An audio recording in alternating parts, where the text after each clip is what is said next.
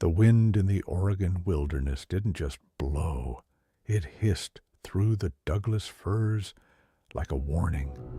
Mark stood before the cabin he'd inherited from a grandfather he barely knew, a structure of rotting cedar that looked like it was being swallowed by the moss. He was there to sign the deed over to a developer and leave by dawn. As the sun dipped below the horizon, leaving a bruised purple sky, the silence became absolute. No birds, no crickets, just the hush. Inside, the air was thick with the scent of pine and old copper. Mark lit a kerosene lamp, the flame dancing wildly despite the lack of a breeze.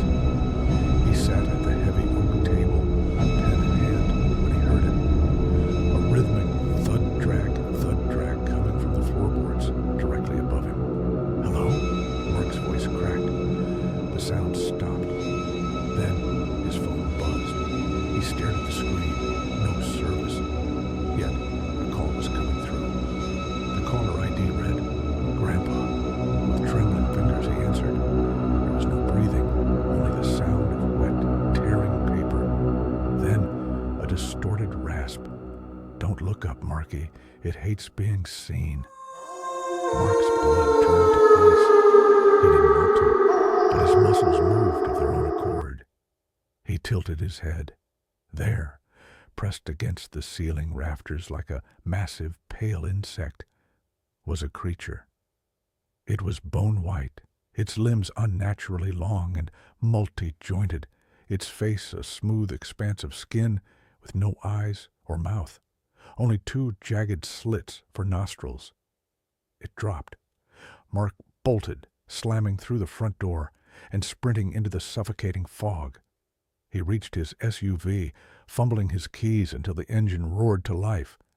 He threw the car into reverse, tires screaming on the gravel. He just needed to reach the main road. But as his headlights cut through the mist, he slammed on the brakes. The road was gone. Standing in the middle of the forest path were dozens of figures, perfectly still. As the light hit them, they turned in unison. Every single one of them had Mark's face. The car radio flickered on, broadcasting a recording of Mark's own voice from earlier that day, but slowed down and deepened. "You didn't inherit the house, Mark. You inherited the hunger." Mark looked down at his hands. In the glow of the dashboard, his fingers were stretching, his skin turning the color of a dead moon.